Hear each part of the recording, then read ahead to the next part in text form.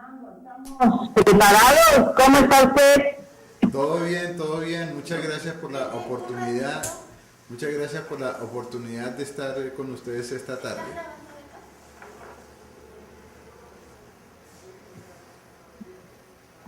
Bueno, buenas tardes a todas las compañeras entonces que nos escuchan de América Latina y el Caribe, del CLADEN, el Comité de América Latina y el Caribe para la Defensa de los Derechos de las Mujeres. Les damos en este momento la bienvenida al señor Hernando Clavijo, que es oficial a cargo del Fondo de Población de Naciones Unidas, UNFPA, del Perú. Buenas tardes, don Hernando. Es un gusto compartir con usted el inicio del diálogo virtual sobre la próxima Conferencia Internacional del Cairo. Y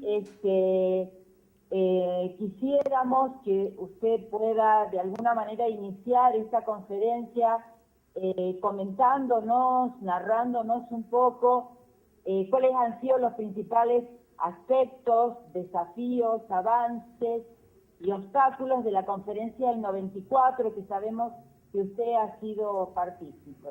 Así que le dejamos la palabra frente ante este primer interrogante, don Hernando. Un gusto. Bueno, muchísimas gracias a todas y todos ustedes por esta oportunidad de dialogar sobre estos temas que son cruciales para la vida de todos. En efecto, hace 20 años yo estuve en el Cairo como parte de la delegación colombiana y pues tuve la oportunidad de trabajar también desde 2 años antes en la preparación de la conferencia.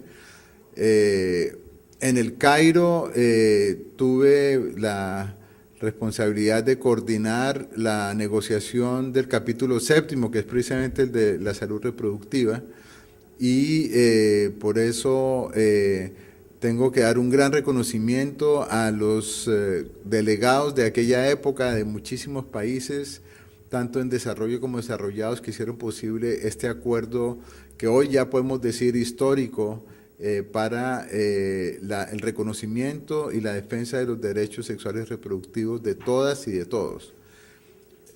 Yo quisiera, para iniciar el diálogo, solamente relevar algo que hoy quizá ya es conocimiento de todos, y es el hecho de que la gran diferencia que Cairo marcó con respecto a lo que venía siendo la discusión de este tema es la coincidencia entre dos niveles.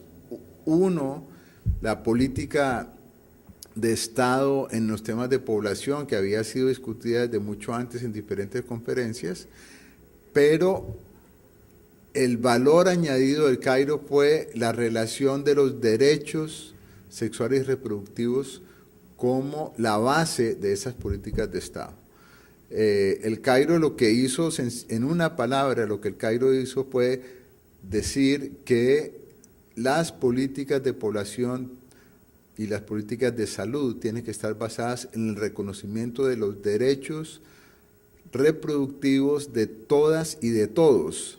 Eso significa básicamente hacer posible la capacidad de opción de todos los hombres y todas las mujeres para decidir sobre su vida sexual y reproductiva, de tal manera que ésta no solamente sea libre de enfermedad, sino que sea una dimensión plenamente realizadora de la persona.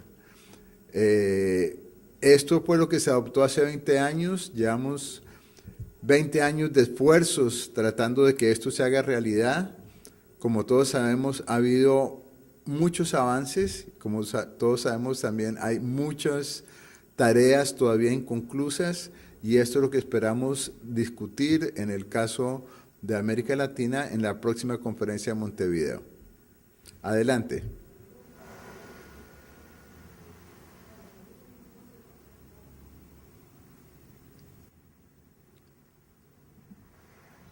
Sí, don Hernando, usted ha tocado un tema importante que está vinculado con el programa de acción del Cairo, ¿no? Que ha habido avances, pero también situaciones que todavía no se han cumplido. Quizá usted nos pudiera ayudar a a entender cuáles han sido los avances que usted cree que han sido más contundentes y cuáles los obstáculos que todavía tenemos que seguir peleando y que no hemos logrado, ¿no? Esa sería un poco la segunda pregunta. Ok, muchísimas gracias. Yo resumiría la situación así. Las políticas de desarrollo en toda América Latina son políticas que han venido ganando espacio gradualmente, tanto en el campo estrictamente económico como en el social. Sin embargo, hay grandísimas diferencias por país y al interior de cada país, por regiones, por capas sociales, por localidad, urbano, rural, o sea, la ubicación geográfica es un factor clave, y también por grupos específicos. Hay grupos que necesitan un apoyo en particular del Estado y a los cuales se está llegando desigualmente. Entre ellos, obviamente, está no solamente las poblaciones marginadas económicamente, tanto en el campo como en la ciudad, sino también grupos que, por ejemplo, por su profesión, en el caso, por decir algo, de las trabajadoras sexuales, por su orientación sexual, en el caso de todos los colegas que viven su homosexualidad, algunos abiertamente, otros voluntario o involuntariamente no lo pueden hacer abiertamente. También por grupos de edad, obviamente los jóvenes son particularmente vulnerables en su desarrollo si no tienen las condiciones adecuadas. Todo esto conforma un conjunto de retos a los cuales los estados responden con desigual éxito. Yo diría, para responder a tu pregunta, ¿dónde ha habido mayor éxito? Yo creo que ha habido sobre todo mayor éxito en la conciencia que se está ganando de estos derechos sexuales y reproductivos a nivel de la población y en particular de la juventud. Pienso que si comparamos con la situación de hace 20 años, hoy la población en general y los jóvenes en particular son mucho más conscientes de estos derechos. Al igual que de otros derechos, creo que hay mayor conciencia de los derechos políticos, creo que hay mayor conciencia de los derechos económicos y afortunadamente también mayor conciencia de los derechos sexuales y reproductivos. ¿Dónde hay mayores limitaciones? En hacer realidad estos derechos, sobre todo en los países donde todavía no hay una política social consolidada. No quiero entrar en casuística porque nos alargaríamos, pero obviamente en los países donde ha venido consolidándose una política social hay mayores posibilidades de que los derechos sexuales y reproductivos sean atendidos. Por el contrario, aquellos países donde la política social ha sido desgraciadamente errática, interrumpida o todavía es débil, los derechos sexuales y reproductivos tienen mucho más dificultad en hacerse realidad. Pienso que la tarea de la conferencia de Montevideo es tomar en cuenta esta gran heterogeneidad que vivimos en América Latina y asegurar que los avances que se han logrado no se pierdan. Hay países donde realmente se ha avanzado muchísimo en términos de que los estados reconozcan estos derechos y ofrezcan la información y los servicios necesarios. También ha habido progresos en varios países porque gracias a la mejoría económica de segmentos importantes de la población, estos segmentos de población vía sector privado logran acceder a través de la educación privada o de los servicios privados de salud, logran acceder a la información y los servicios necesarios. Desgraciadamente, al mismo tiempo hay muchos otros muchos otros países donde el Estado es débil y la economía es débil también. Y ni por el sector privado ni por el sector público los jóvenes encuentran respuesta a esos derechos de los cuales, como digo, hoy son más conscientes. Entonces pienso que el reto de la Conferencia de Montevideo es tomar en cuenta esta heterogeneidad y acordar aquellas acciones claves donde podemos asegurar que esas políticas sociales progresivas se mantengan, se aceleren y esperamos no sean revertidas en el futuro. Pienso que la democracia política que está viviendo la región es un contexto muy importante en la medida en que los jóvenes y las jóvenes de hoy sean más conscientes de sus derechos políticos, también sus derechos sexuales y reproductivos se van a evidenciar como parte esencial de esa democracia. Terminaría diciendo, si no hay derechos sexuales y reproductivos no puede haber verdadera democracia. Para que haya igualdad de género, para que haya igualdad de oportunidades, para que haya equidad social, se necesita que los cuerpos de los jóvenes y las jóvenes sean realmente manejados por los mismos jóvenes. Esperamos que cada vez más superemos esas etapas del pasado en las cuales había estamentos de la sociedad que se abrogaban el derecho de decidir sobre los cuerpos de los jóvenes y las jóvenes y en general también de las mujeres. En la medida en que hemos avanzado en la democracia, creo que hay más conciencia de que es a cada mujer, a cada joven de los dos sexos, donde se debe centrar la democracia con un elemento muy sencillo y muy claro. Los jóvenes, las mujeres, todos y todas, debemos ser los protagonistas de nuestro propio cuerpo. La única limitante que este derecho tiene es obviamente el derecho del otro, el respeto al otro. Y en la medida en que esto se haga realidad, tendremos una verdadera democracia en América Latina y el Caribe. Adelante.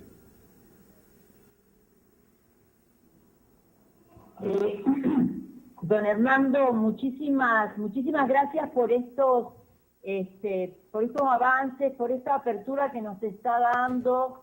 Usted un poco también se está avanzando de algunas de las preguntas que tenemos por aquí. Así que inicialmente muchas gracias. Ahora nosotras nos preguntamos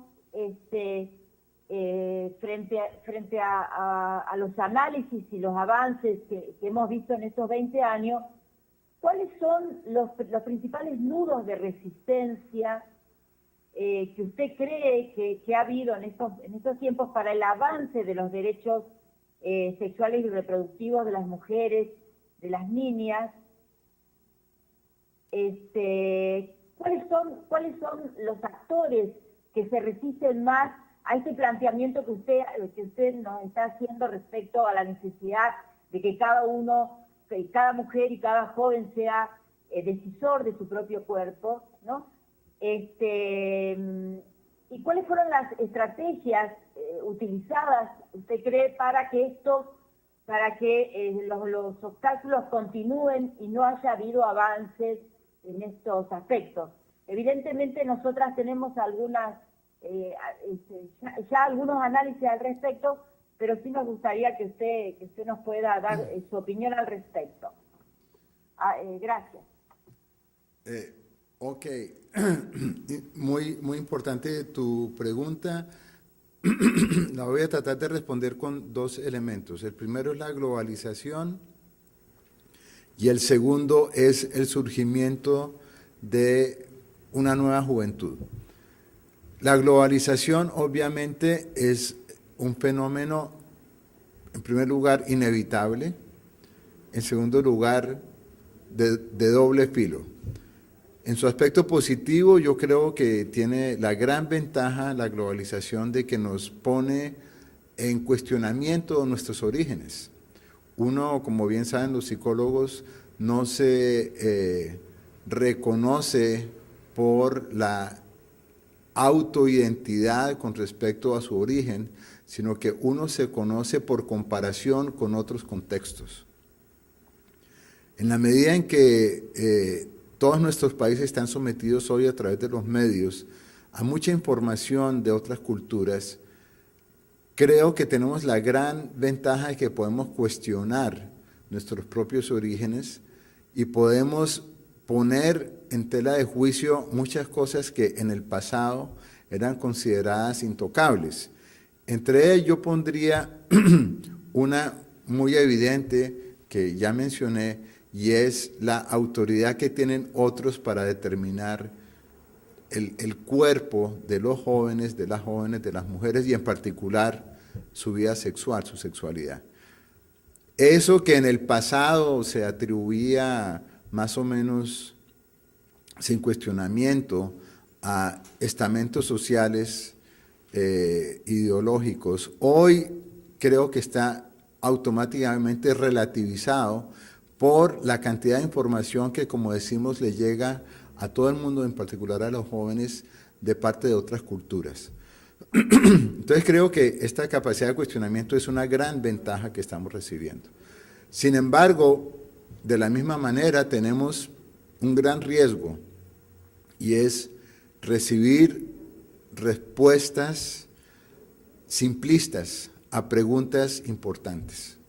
Creo que en la medida en que los jóvenes están expuestos a esta cultura globalizada, se corre el riesgo de que se llegue a respuestas un poco simplistas sobre preguntas tan importantes como la sexualidad, como el amor, como la solidaridad, como la vida en pareja, la orientación sexual.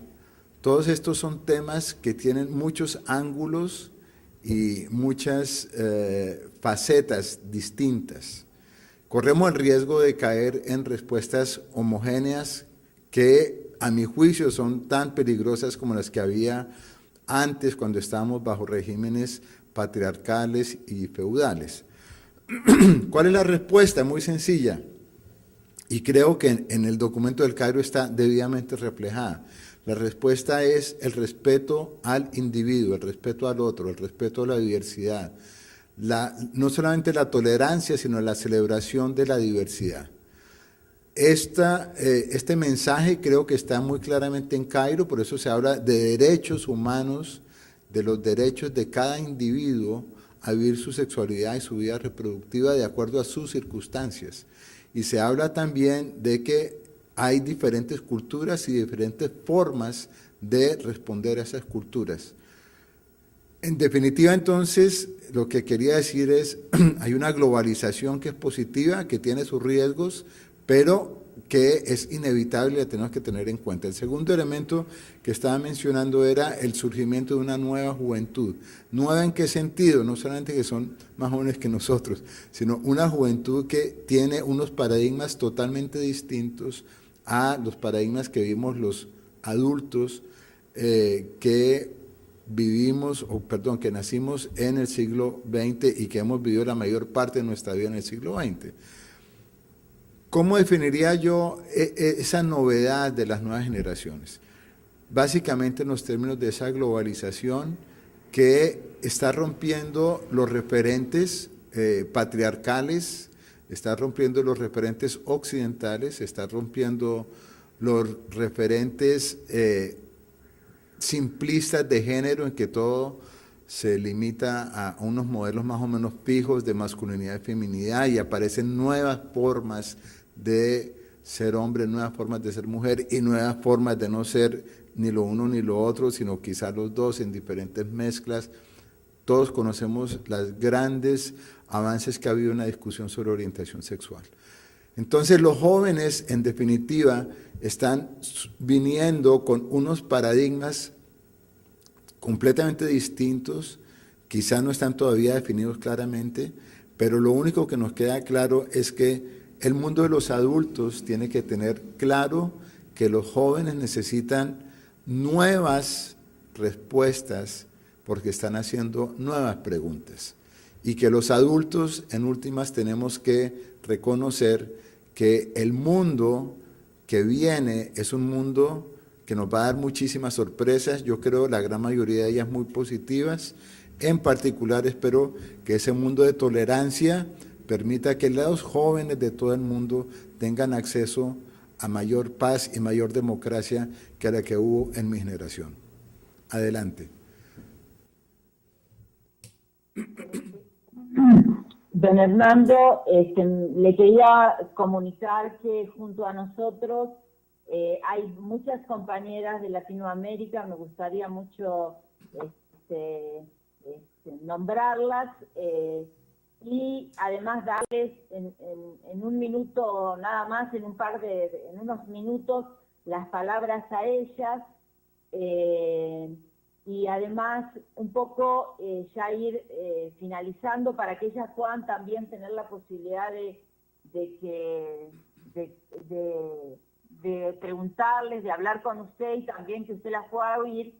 Sin embargo, yo quisiera finalizar con una pregunta importante que está vinculada a cuál es la posición de los estados respecto al programa de acción del Cairo. ¿Y cuál va a ser la posición sobre este programa de acción también del sistema de Naciones Unidas en este proceso?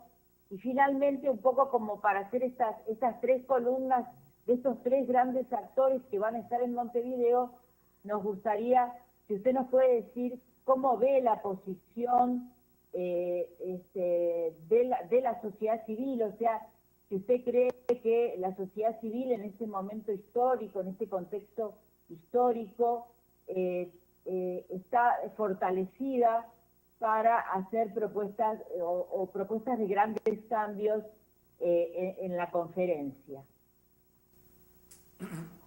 Bueno, excelente pregunta. Yo creo que podemos ser optimistas. Los estados, quizá con muy pocas excepciones, han entendido que el mensaje del Cairo es un mensaje que fue válido y sigue siendo válido. Habrá quizá diferencias de tono, diferencias en algunos matices. Como todos sabemos, hay por lo menos dos temas en los cuales puede haber diferencia de posiciones. Uno es el aborto y el otro es la orientación sexual.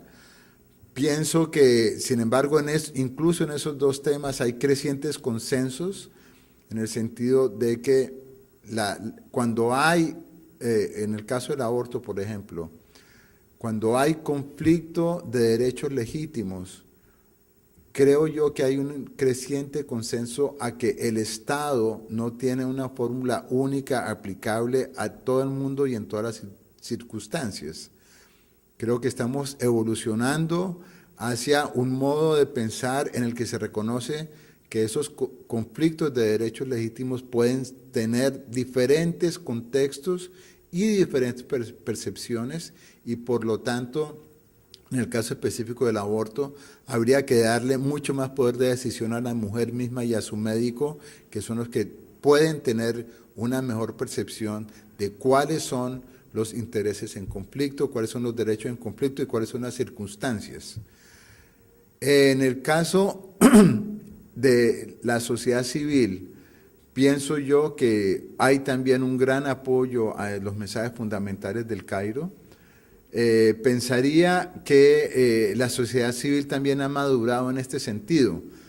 Creo que en el pasado quizá la sociedad civil tuvo como tarea principal, por lo menos en algunos foros y en algunas reuniones, tuvo como tarea principal, con justificación o sin ella, la denuncia del Estado. Era una actitud un poco confrontacional, en la cual se decía el Estado no cumple, la única forma de que cumpla es que la sociedad civil lo presione. Creo que esto ha evolucionado en el buen sentido de que cada vez más la sociedad civil ha trabajado en el terreno con el Estado. La sociedad civil no solamente se ha dedicado a escribir, sino ha hecho muchísimo trabajo de terreno, y la sociedad civil es muchas veces el mejor testigo de lo difícil que es llevar estas políticas sociales a feliz término.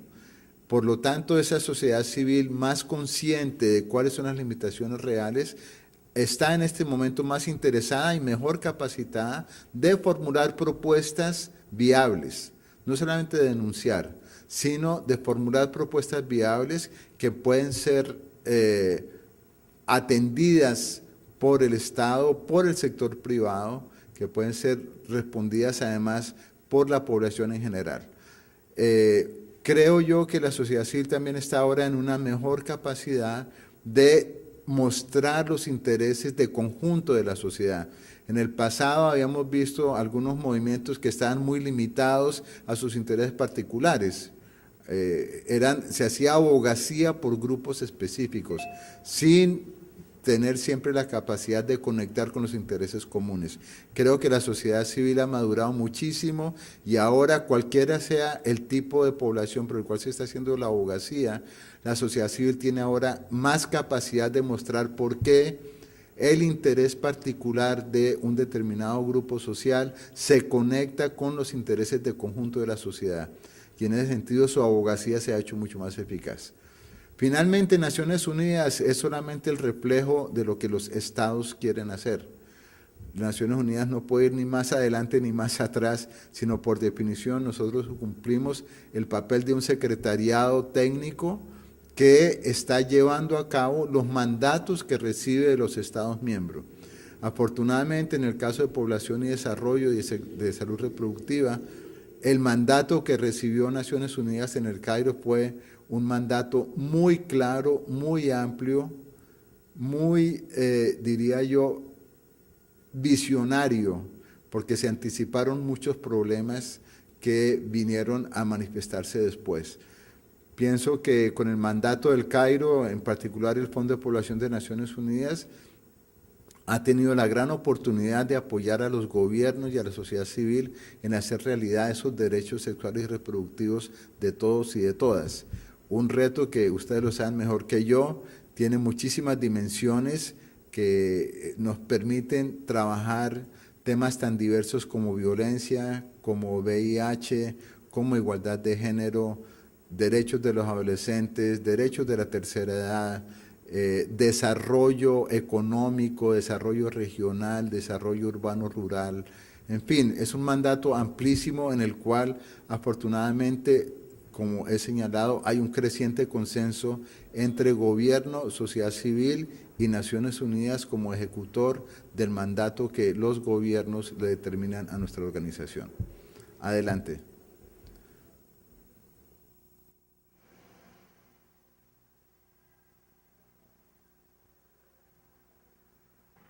Don Hernando, muchas gracias por todo este panorama que nos está dando, este abanico que nos ayuda a posicionarnos también hacia Montevideo.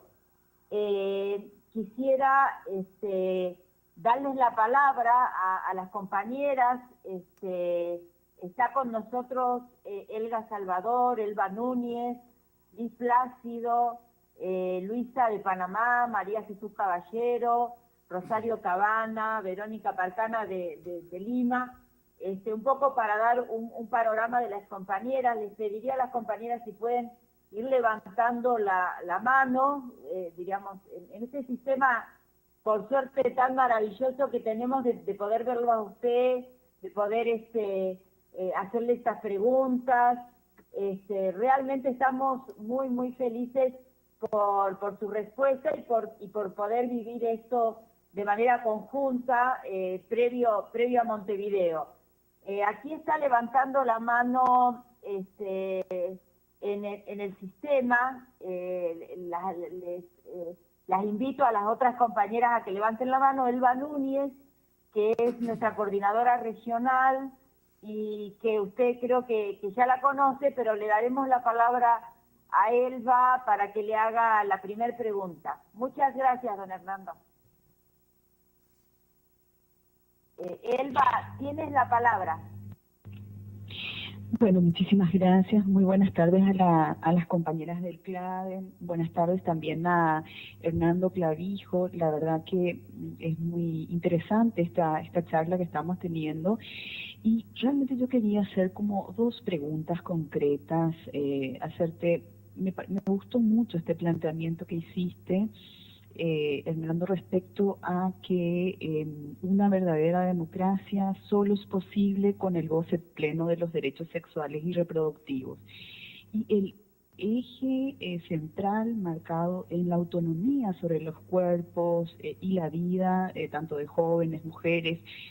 Y en ese contexto, a mí me gustaría preguntarte, y sobre todo de cara a uno de los obstáculos que enfrentamos en América Latina, que tiene que ver con la falta de garantía de estados laicos.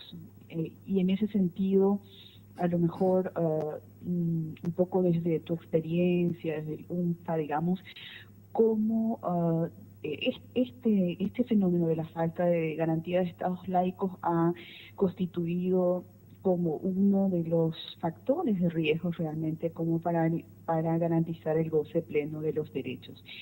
Y la otra reflexión que me gustaría, si pudiéramos profundizar un poco contigo y con las compañeras en esta tarde, un poco lo que tiene que ver con la visión optimista sobre el papel de los estados en este tema de que nosotras como Claden hemos estado señalando justamente en el marco de la campaña de deudas pendientes de que efectivamente hemos avanzado mucho, pero que persiste una gran brecha y que existen deudas pendientes y sobre todo lo que tiene que ver con la autonomía sobre los cuerpos y lo relacionado al aborto. Hace poco hemos estado siendo testigas de lo que fue el caso de Beatriz en El Salvador, justamente, y cómo terminó, digamos, a pesar de que legalmente se podía practicarse el aborto, sabemos que incluso hubieron medidas cautelares de la Comisión Interamericana, pero toda la resistencia que implicó para dar cumplimiento a las garantías que ya estaban conquistadas. Entonces, frente a eso un poco, ¿cuáles son como los retos que se plantean justamente como para avanzar en esa perspectiva de garantizar una mayor autonomía sobre los cuerpos en la vida de las mujeres? Gracias. Muchas gracias, Selva. Excelentes preguntas y obviamente las dos están relacionadas. Como bien señalas, el Estado laico es una aspiración, diría yo, de muchísimos países de la región que todavía no acaba de concretarse. Obviamente nuestra tarea como Naciones Unidas no es imponer ninguna visión en particular, sino operar bajo las reglas legales de cada país. Y creo yo que en ese sentido la tarea que tenemos nosotros, no solamente como gobierno, como sociedad civil, como cooperación internacional, sino como simples ciudadanos, es mirar las implicaciones que tienen los arreglos constitucionales de nuestros países en esta materia. El Estado laico básicamente se adopta históricamente como un elemento clave de la democracia. Ante la diversidad religiosa, yo diría creciente, la única forma de tener estados democráticos son estados en los cuales la religión es un tema privado y lo que se llevan a la esfera pública no son las creencias religiosas del individuo, sino los arreglos civiles que nos permiten convivir productiva y democráticamente. Eso es básicamente lo que históricamente se adoptó como visión. En la realidad, como todos sabemos, las culturas cambian mucho más lentamente que los arreglos institucionales y políticos. Y en el caso de América Latina y el Caribe, lo que tenemos es una cultura donde todavía esa visión de la religión como una esfera privada no se acaba de no se acaba de adoptar, por una razón muy sencilla, y es que tenemos un cruzamiento entre la cultura patriarcal autoritaria y los estados que históricamente estamos tratando de superar, los estados autoritarios. Ese cruzamiento no se acaba de separar de un día al otro, es algo que va a tomar mucho, mucho tiempo. Y básicamente el mensaje es muy sencillo con los temas religiosos. El problema no es lo que usted cree, sino lo que usted cree que yo debo creer. Es el problema. Usted puede creer lo que crea necesario o adecuado creer, pero al mismo tiempo tiene que respetar lo que yo creo. Y ese respeto es precisamente el que no se acaba de dar muchas veces en nuestras sociedades. Entonces, Yo creo que el Estado democrático es sencillamente por esencia es laico, y en la medida en que en el día a día se van dando estos debates como los que Elba acaba de citar, es en ese contexto donde podemos hacer más evidente la necesidad de que la democracia plena se pueda vivir en un Estado laico. En el segundo tema que planteas, el tema del aborto, yo creo que es un caso donde se evidencian algunas contradicciones entre la regla política formal, el arreglo político formal y la cultura real. En el Cairo se adoptó claramente una provisión, que es el famoso párrafo 825, que básicamente lo que dice es que el aborto allí donde sea legal debe ser seguro. Y si ustedes toman el primer principio del texto del Cairo, prácticamente en su primera línea, dice que la ejecución del programa de acción del Cairo es algo que está sujeto a las leyes de cada país y que cada país ejecutará el programa de acción en el marco de sus leyes. ¿Cómo hacer para que las leyes sobre el aborto se cumplan en los respectivos países? Es de nuevo, como ya lo señalaba Elba en su pregunta, una tarea del Estado laico. En la medida, tenemos diferentes tipos de situaciones en la región. En algunos casos el aborto está prohibido en todos los casos, en otros casos está permitido en el aborto cuando se trata de aborto terapéutico, en otros casos hay algunos en que se ha considerado los casos de violación e incesto. Son diferentes situaciones. Yo diría, independientemente de cuál sea la regla, lo importante es que si hay una apertura al tema del aborto en la legislación nacional, para que eso se cumpla es necesario que se adopte, como ya se señalaba en la pregunta, esta visión del Estado laico, que es, de nuevo, una parte elemental de la democracia.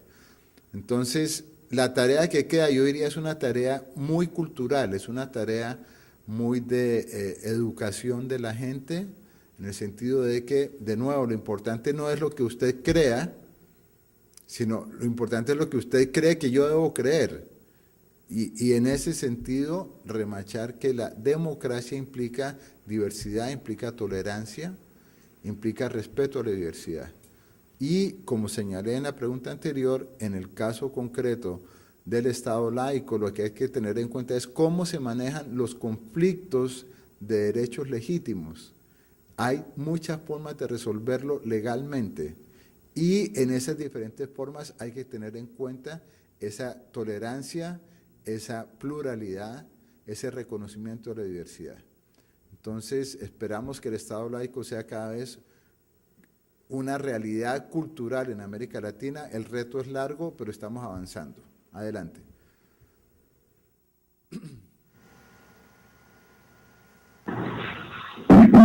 Muchísimas gracias, don Hernando. Yo le pasaría la palabra a la compañera de Claden Honduras, ¿no? Que sería muy bueno que se presente y haga su pregunta, compañera.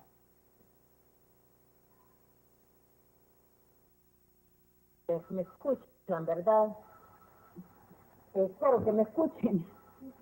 Okay, Sí, te escuchamos, te escuchamos. Gracias, María. Aquí estamos, Misa Medina, está Leila Díaz, está María Antonia Martínez, está Gabriela Díaz y estoy yo, Regina Fonseca. Más que una pregunta, es un comentario y una reflexión la que yo quiero hacer, y específicamente a Hernando Clavijo, que ya días no nos vemos, nos estamos viendo ahorita que está, que es parte como ponentes en esta conferencia.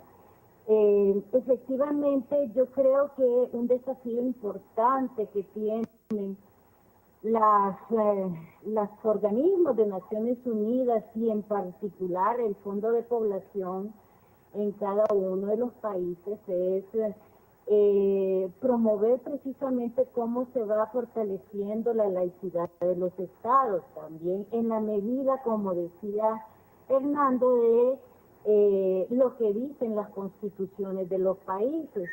En el caso de Honduras, efectivamente, la Constitución no dice que el Estado laico, que el Estado es laico. La Constitución dice que la educación en Honduras es laica.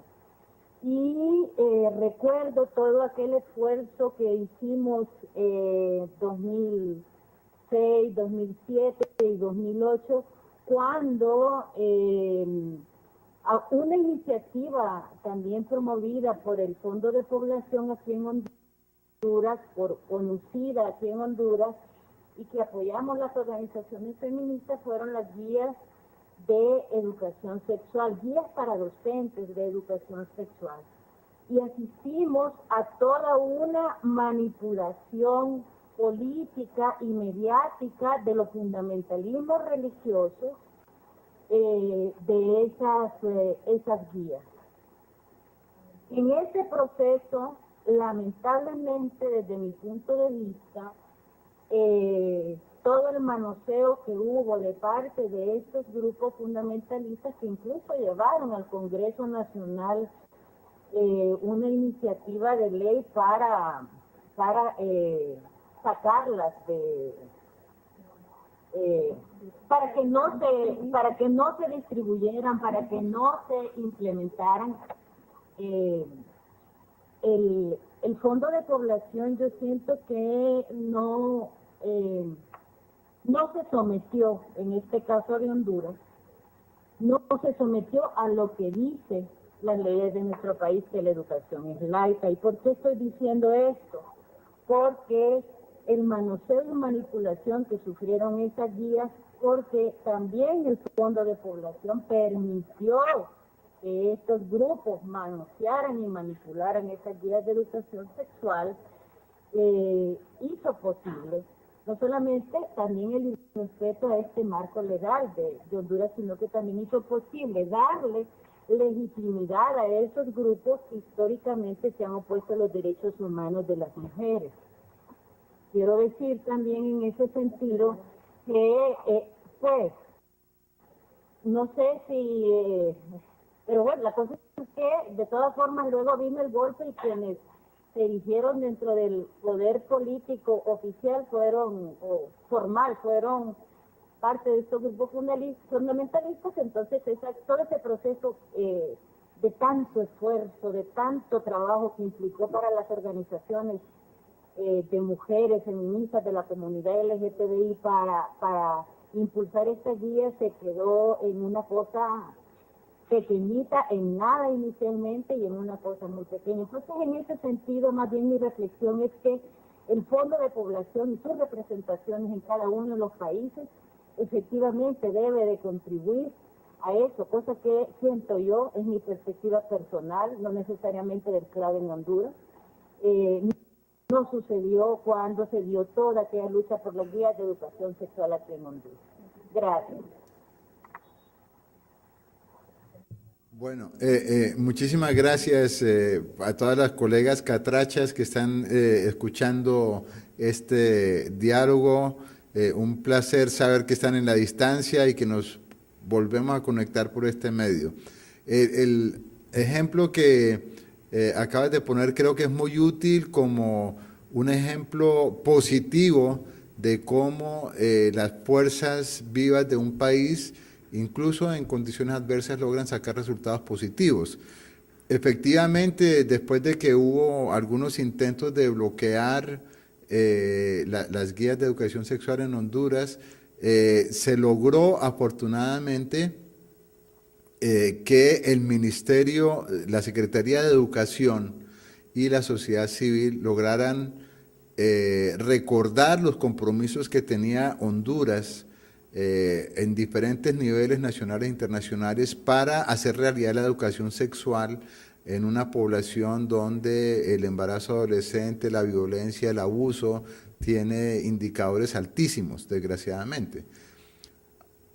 La colaboración entonces entre la Secretaría de Educación, la sociedad civil y ONUCIDA y el Fondo de Población permitió que se hiciera un trabajo muy detallado en el año 2009 de revisión de las guías y se hizo un mejoramiento técnico muy importante de las guías de educación sexual. Y eso permitió, ese trabajo se hizo en el año 2009 y estuvimos trabajando personalmente en ese esfuerzo de mejorar la calidad técnica de las guías, y afortunadamente se logró que en el año 2010, ya con el gobierno actual, se diera entonces la adopción y el lanzamiento oficial de las guías de educación sexual que, como digo, quedaron mucho mejor formuladas. Eso ha permitido que las guías hayan sido difundidas, están siendo difundidas ampliamente entre el magisterio, y yo diría lo más importante es que se está logrando avanzar en una dirección muy importante, que es el trabajo conjunto entre los docentes, los padres de familia y los adolescentes, los chicos y las chicas. En el pasado hubo una discusión que era totalmente bizantina. Recuerdo que en varios eventos repartían un formulario donde se preguntaba: ¿usted cree que la educación sexual debe estar en manos de la familia o del Estado? Esa disyuntiva es falsa, y creo que la experiencia de Honduras está mostrando, al igual que en otros países de América Latina, que se trata de una labor conjunta en que tanto los padres de familia como los muchachos, trabajando conjuntamente con los docentes, pueden abordar de una manera constructiva todos estos temas de derechos sexuales, derechos reproductivos, darle a los muchachos información científica, información oportuna, información completa, permitir que los muchachos corrijan la desinformación que muchas veces tienen. Como todos sabemos, los muchachos hablan de estos temas todos los días, a todas horas, pero desgraciadamente muchas veces con desinformación. Entonces, retomando el texto del Cairo, que en el párrafo séptimo, en el capítulo séptimo, es clarísimo acerca de la necesidad de la educación sexual, un país como Honduras, creo yo, supo responder adecuadamente, incluso en condiciones adversas. Y gracias a eso, el actual gobierno, repito, adoptó las guías de educación sexual oficialmente, están siendo distribuidas, están siendo debatidas, están siendo utilizadas por docentes y por los padres de familia, y lo más importante es que los muchachos mismos están encontrando un espacio abierto donde discutir estos temas. Entonces, retomando los retos de Montevideo, creo yo que hay un gran consenso ahora, si comparamos a la situación de hace 20 años. Hoy creo yo que es muy escaso, si no inexistente, una fuente de opinión seria que se manifieste en contra de la educación sexual. Puede haber diferencias en cuanto al contenido, en cuanto al estilo, en cuanto a la oportunidad, pero creo yo que hoy hay un gran consenso sobre la educación sexual. Como ustedes saben, un factor de este gran consenso ahora es que todas las experiencias negativas que se vivieron en muchísimos países con los casos de abuso infantil y de pederastia han hecho que ahora todo el mundo reconozca: los muchachos y las chicas tienen derecho a tener información que los ayuden a prevenir esos casos de abuso sexual y de pederastia. Y de nuevo, creo que Honduras es un caso de éxito. Obviamente falta muchísimo por hacer, pero vamos en la dirección correcta. Adelante. Bueno, muchísimas gracias a las compañeras de Honduras por poner ese tema tan central en discusión, don Hernando. Y yo también incentivo a las compañeras y motivo para algunas preguntas más, si quieren, sabiendo que usted ya tiene casi el tiempo cumplido. Nos había otorgado 1 hora desde las 4, digamos, sería 15:40, así que tendríamos como creo que 10 minutitos más. Igualmente no quisiéramos que usted no acuda si tiene alguna responsabilidad, don Hernando. Sin embargo, sí me gustaría, ya que lo tenemos acá y que usted ha sido partícipe de la conferencia del 94, si nos puede contar esta anécdota que usted tiene sobre el tema de educación sexual y cuál ha sido la discusión del 94, que nos parece súper interesante para poder seguir haciendo estos análisis y trabajando el tema de educación sexual, que es un tema que creemos nosotras desde CLADEN, que todavía está muy poco desarrollado en América Latina, a pesar de todos los avances que han hecho las mujeres.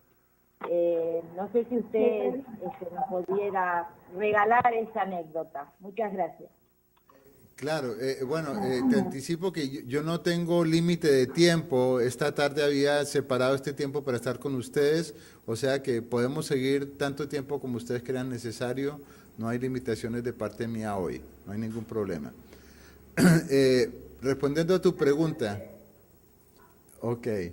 respondiendo a tu pregunta, en el Cairo hubo muchísimas situaciones muy ilustrativas de cómo los diferentes países se posicionaban ante el tema e incluso dentro de las mismas delegaciones había a veces visiones muy distintas.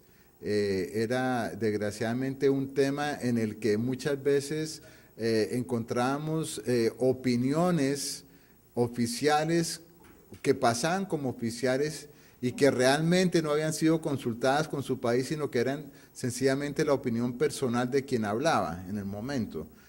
La razón es muy sencilla. Si a uno le preguntan, danos tu opinión sobre química nuclear, la gente dice, perdóname, yo no sé de química nuclear.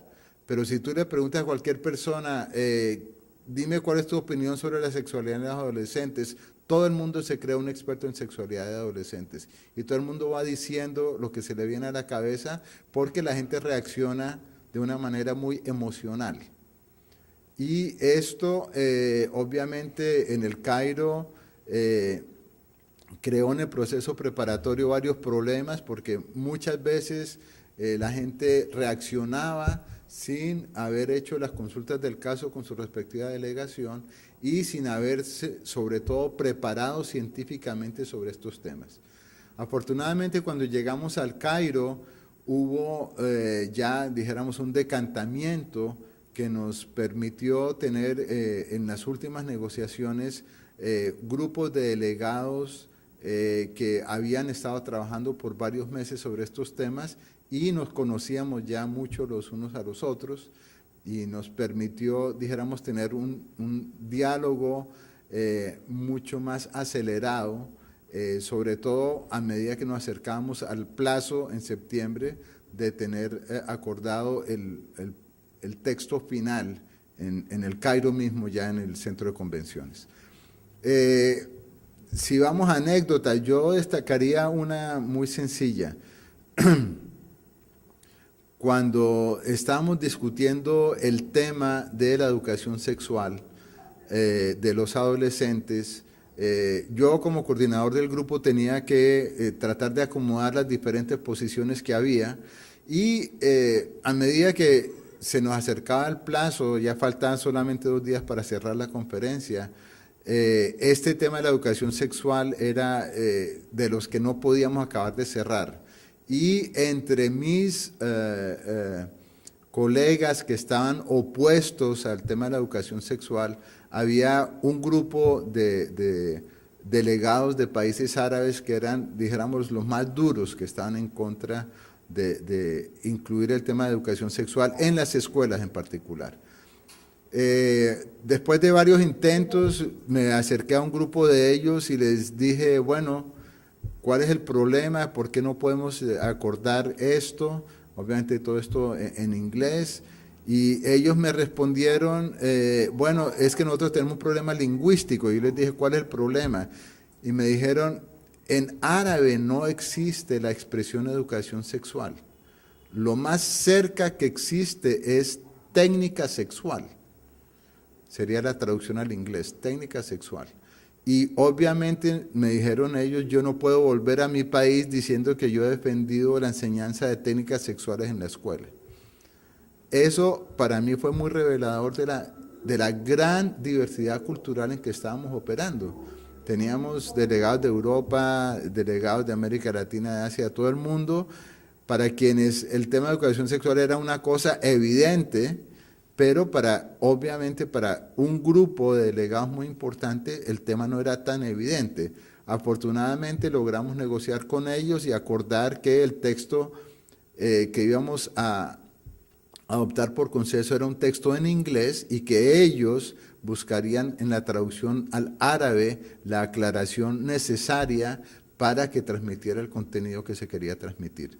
Esto solamente como anécdota para mostrarles que la diversidad cultural de que estamos hablando es muy amplia, que lo que para uno parece evidente no lo es necesariamente para otros, y sin necesidad de irse tan lejos a otro continente, piensen nada más en nuestras propias poblaciones indígenas, en los países de América Latina, donde toda la dimensión sexual se vive con otros parámetros. Otro ejemplo podría ser los temas de matrimonio precoz, que para uno desde sus parámetros es algo obviamente negativo, pero para ciertas culturas es casi que una vía natural de pasar de la infancia a no podemos decir madurez, a la juventud. Se pasa a la juventud casándose y teniendo hijos. Entonces, solamente quería ilustrar entonces la gran diversidad cultural en que operamos en estos temas y la necesidad de tener los oídos muy abiertos y muy atentos a cómo los demás perciben estos temas, de nuevo, como dije antes, para que haya tolerancia y respeto a la diversidad. Adelante. Bueno, muchas gracias. Y bueno, yo hice esa pregunta, don Hernando, porque mi especialidad es educación y creo que el tema educativo es central. Las reformas y los avances en los sistemas educativos son centrales e importantes para lograr los cambios que queremos, entonces hay que ponerle mucha fuerza a esa temática. Quisiera ver si las compañeras de CLADEN en Honduras, que siguen con la mano levantada, quieren volver a tomar la palabra, y si no, también incentivar a las otras compañeras si puedan, que puedan hacer alguna pregunta. No sé, Regina y compañeras, si ustedes siguen con la mano levantada porque quieren hacer otra pregunta.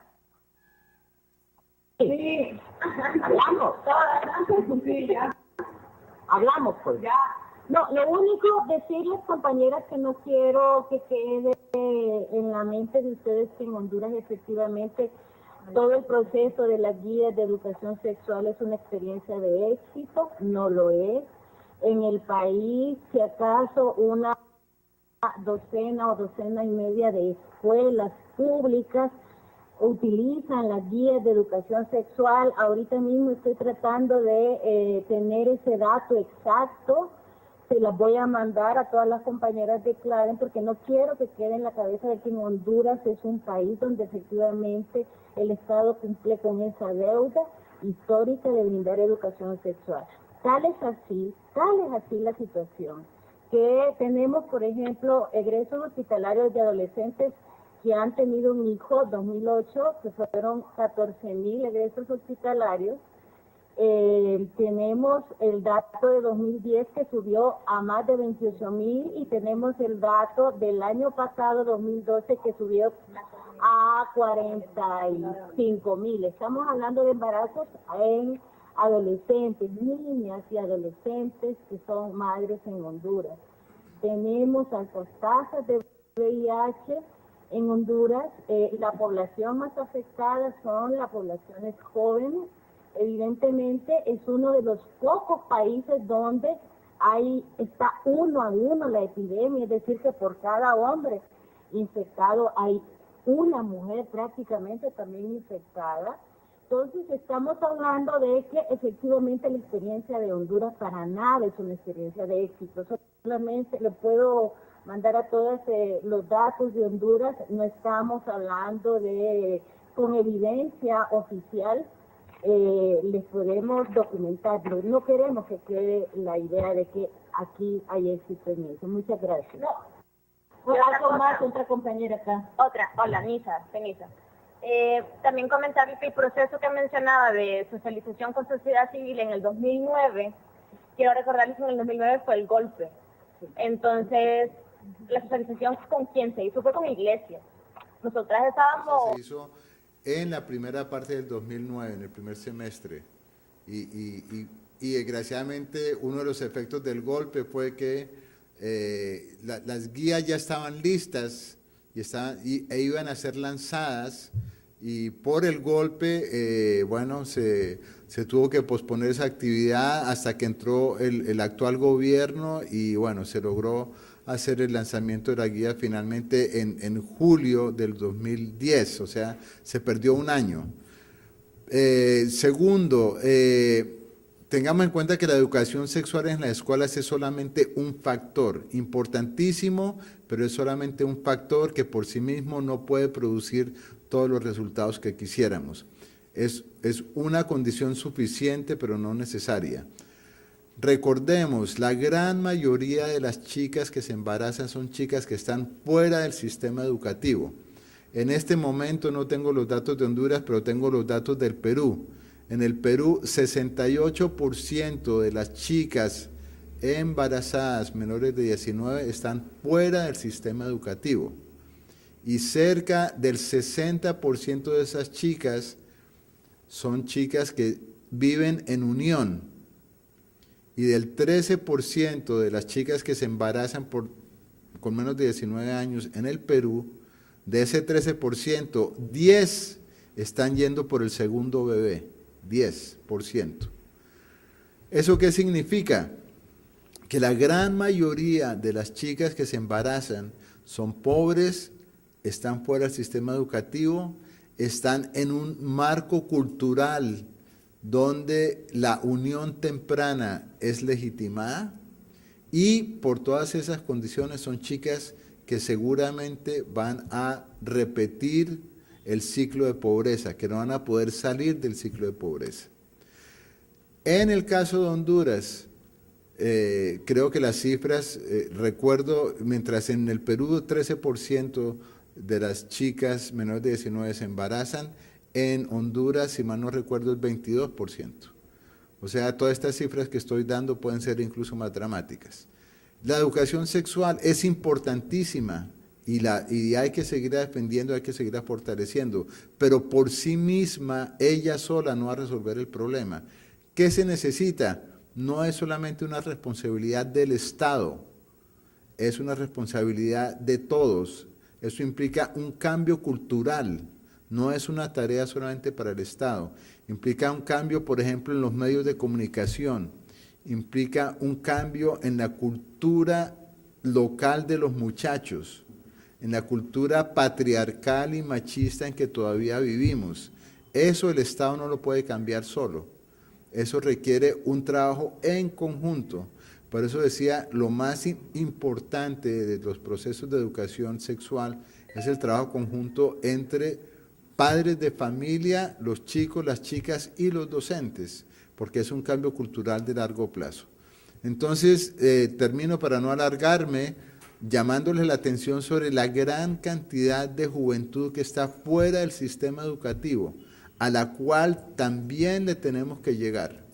Y la forma de llegar es mediante educación no formal, y obviamente el gran reto es lograr que esos jóvenes sí vengan al sistema educativo, y lograr en últimas tener un mejor sistema educativo. Son retos que tenemos en América Latina para muchos años todavía. Adelante.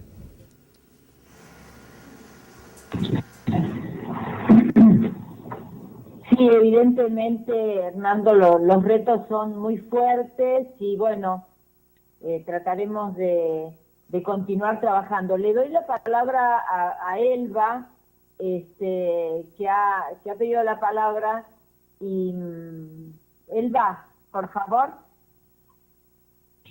Hola, sí, solo decir que creo que hay algunas compañeras que están con dificultades para usar su micrófono, que quisieran hacer la pregunta, pero compañeras del Salvador al parecer están con dificultades técnicas. Una pregunta que me gustaría que nos compartas un poco tu visión, Hernando, tiene que ver con este tema del papel de la cooperación internacional en estos procesos. Efectivamente, todo el avance en el cumplimiento o en la aproximación realmente, porque nosotras somos un poco críticas, la verdad muy críticas al hacer un poco la sistematización de las deudas pendientes. Y en este sentido, quisiera un poco la visión que, bueno, desde en este caso, del papel que ha tenido la cooperación en este proceso, pero sobre todo también de cara al debilitamiento que estamos viendo en cuanto a los recursos que dispone la cooperación. De hecho, nosotras hemos estado y seguimos muy preocupadas por ejemplo, el hecho de que la propia ONU Mujeres tenga solo el 4% del presupuesto total de Naciones Unidas, o por ejemplo, que programas que estén relacionados a afianzar estos procesos estén cada vez más disminuidos, pero no solamente eso, sino que estén sujetos a una serie de restricciones en los que incluso hoy día vemos una cierta tendencia de un mayor aporte, vamos a decir, a los estados y no a las iniciativas de sociedad civil. Y en este sentido, sobre todo porque sabemos que las apuestas desde sociedad civil, los procesos de vigilancia, los procesos de sensibilización son claves para el avance de esta agenda. Entonces, ¿cuál es un poco tu reflexión frente a esto? Bueno, y sobre todo de cara a un contexto en el cual estamos revisando 20 años y en el cual decías muy bien al inicio, la gran apuesta es que se afiance lo que ya hemos avanzado, pero sobre todo también que no se produzcan retrocesos. Gracias. Excelente tu pregunta, muchísimas gracias. Yo pienso que has dado en un tema fundamental porque antes hablamos de globalización, ¿no? Y creo que la cooperación internacional ilustra por lo menos uno de los ángulos de esa globalización. Si ustedes miran el mapa del planeta con las cifras de pobres, se darán cuenta de que la gran mayoría de los pobres están en África y Asia. En nuestra región, obviamente, tenemos muchísimos pobres también, pero en términos de números absolutos, los donantes miran por definición a África y Asia, donde no solamente están la mayoría de los pobres, sino que es una mayoría creciente. En América Latina, afortunadamente, en los últimos 10 años, según las cifras, hemos logrado aumentar, al menos en términos proporcionales, la cantidad de gente que está por encima del nivel de la pobreza, y aunque en este momento tenemos cerca de 560, 580 millones, de los cuales en América Latina, de los cuales cerca del 20-25% están por debajo de la línea de pobreza. Ese 20-25% en el planeta es una pequeña minoría de los pobres. Y por lo tanto, el gran reto para todas las agencias cooperantes en América Latina es lograr tener recursos frente a África y Asia. ¿En qué medida lo vamos a lograr? Es difícil de anticipar, sobre todo ahora que, como ustedes saben, los países tradicionalmente donantes están viviendo, la gran mayoría de ellos, serias crisis económicas y financieras. Entonces, ¿qué puede esperar América Latina en términos financieros de la cooperación internacional? Yo diría no mucho, y si bien nos va, lograremos mantener lo que hay en el momento. Esa es la mala noticia. ¿Cuál es la buena noticia? La buena noticia es que para esto no se necesita mucha plata. afortunadamente. La gran mayoría de las acciones en salud reproductiva son acciones preventivas que representan una excelente inversión para los estados porque representan un ahorro neto importantísimo. Cada embarazo no deseado que se evita, sobre todo si es embarazo adolescente, cada muerte materna que se evita, cada enfermedad de transmisión sexual que se evita, cada VIH que se maneja apropiadamente y no se convierte en SIDA, cada persona que vive con SIDA que logra tener un tratamiento adecuado, todos estos representan inversiones que ahorran millones de dólares en tratamiento si se hacen a tiempo, si se hacen oportunamente. Entonces, la tarea de la cooperación internacional, más que poner mucha plata en el sector, es acompañar al Estado, a los estados, para que hagan una buena inversión de sus propios recursos y logren así no solamente cumplir con los derechos sexuales y reproductivos de la población, sino además ahorrarse millones de dólares que les costaría si no lo hacen a tiempo, en términos de embarazos no deseados, en términos de ITS, enfermedades de transmisión sexual, en términos de muertes maternas, en términos de tratamientos muy costosos de el desarrollo del SIDA, etc. Tenemos en América Latina, como ustedes saben, básicamente dos situaciones: los países que llamamos de ingreso medio y los países que llamaríamos de menor desarrollo.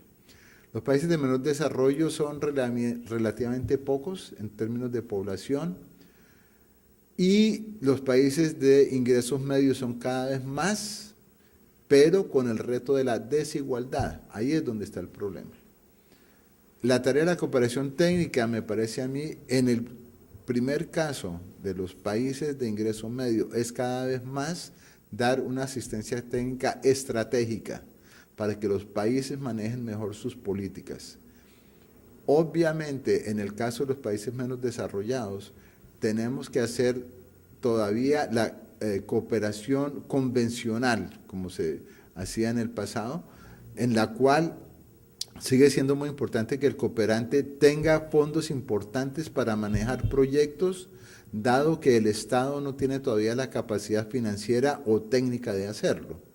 Esos países afortunadamente son cada vez menos y por lo tanto cada vez más el reto de la cooperación es esa asistencia estratégica a los países de ingreso medio para que haya una intervención política eficiente en temas de salud reproductiva y en términos de población y desarrollo.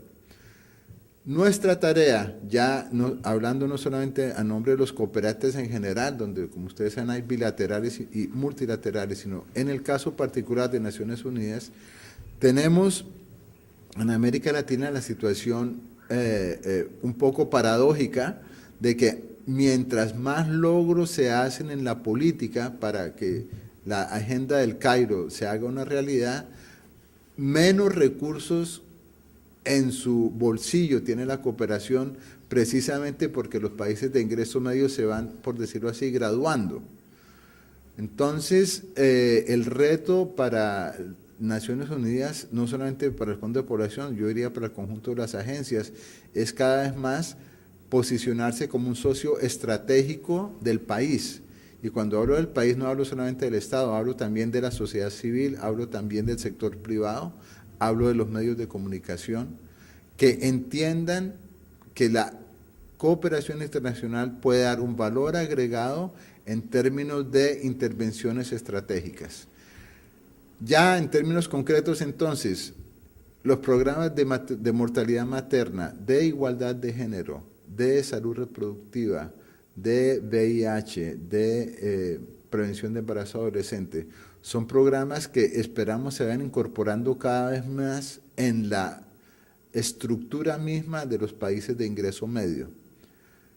En los países, repito, menos desarrollados, necesitamos necesitamos que los donantes le den recursos importantes a Naciones Unidas para hacer grandes proyectos o programas porque el Estado todavía no tiene la capacidad de manejarlos.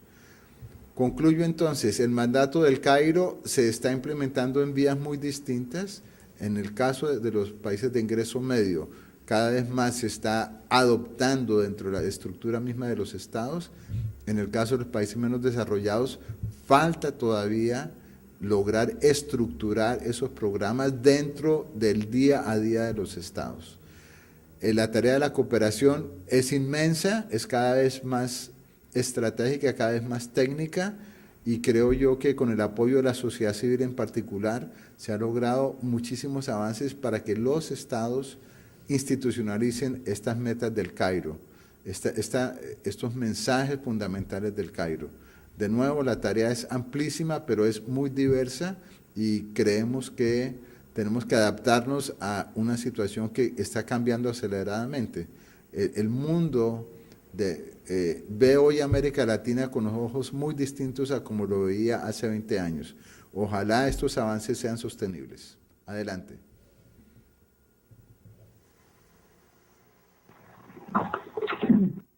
Bueno, don Hernando, muchísimas gracias por su tiempo, por sus análisis. En realidad, quisiéramos retarlo a que en otras oportunidades nos siga acompañando, que podamos posiblemente después de Montevideo tener otra reunión como esta que nos permita mirar, ¿no?, el después de Montevideo, el después de las declaraciones y de las temáticas que se trabajen ahí, para de alguna manera ayudarnos a reflexionar, a repensar estos momentos que como sociedad civil y como sociedades mujeres sobre todo es tan importante seguir trabajando. Tenemos un grupo de mujeres muy fortalecidas, muy entusiastas y rebeldes que las retamos y los retamos a usted también a que nos siga acompañando. Así que, bueno, ya siendo casi las 17 horas en Lima, las 18 horas en Bolivia, las 19 horas en Argentina, les agradecemos mucho, y no sé si usted quiere cerrar con algunas palabras en términos de lo que será Montevideo y de cuál será el principal reto de Montevideo. De nuestra parte, otra vez agradecerle, felicitarlo y desearle que todos podamos un poco en esta acción tripartita poder lograr algunas de nuestras reivindicaciones para Montevideo. Le doy la palabra, don Hernando. Bueno, muchísimas gracias de nuevo. Ha sido un rato delicioso poder compartir con ustedes toda esta historia para atrás y sobre todo la historia para adelante, que esperamos que ustedes puedan ayudar puedan seguir construyendo tan eficientemente como lo han hecho hasta ahora como sociedad civil. Yo cerraría sencillamente invitándolas a lo que señalé antes, a ser propositivas. O sea, de nuevo, la sociedad civil ha madurado muchísimo, ya no se trata solamente de la denuncia, se trata de hacer propuestas concretas, viables, específicas, que respondan no solamente a grupos particulares, sino que respondan al conjunto de los intereses de la población. Y esto se puede hacer en la medida en que ustedes están trabajando codo a codo con sector privado, codo a codo con Estado, con gobiernos locales, con gobiernos departamentales, regionales, y toda esa experiencia tan rica que tiene la sociedad civil hay que ponerla en términos de propuestas. ¿Cuáles son las propuestas específicas y viables que tiene la sociedad civil para hacerle al conjunto de las sociedades de América Latina y el Caribe? En la medida en que ustedes sean propositivas, todo va a funcionar mejor. En la medida en que ustedes tengan esa opinión ilustrada, educada, informada, que permite hacer propuestas viables, en esa misma medida la democracia en América Latina será más sólida. Muchísimas gracias.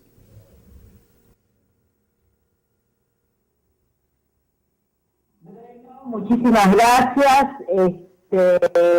Estamos cerrando aquí esta conferencia virtual desde Lima, Perú, con Hernando Clavijo, que es el oficial a cargo del Fondo de Población de Naciones Unidas de Perú. Queridas compañeras, las invitamos. Sé que hoy va a ser nuestra tarde más compleja, más llena, pero quizá más rica, porque dentro de media hora vamos a abrir otro diálogo con Cecilia Terraza, que es una feminista boliviana experta en derechos sexuales y derechos reproductivos, que también nos va a dar una visión y algunos elementos interesantes para seguir trabajando este diálogo. Entonces las invito a las que quieran, se pueden quedar. Yolanda se puede quedar ya que ha tenido tanto trabajo. No hace falta que se muevan de la plataforma. Sí,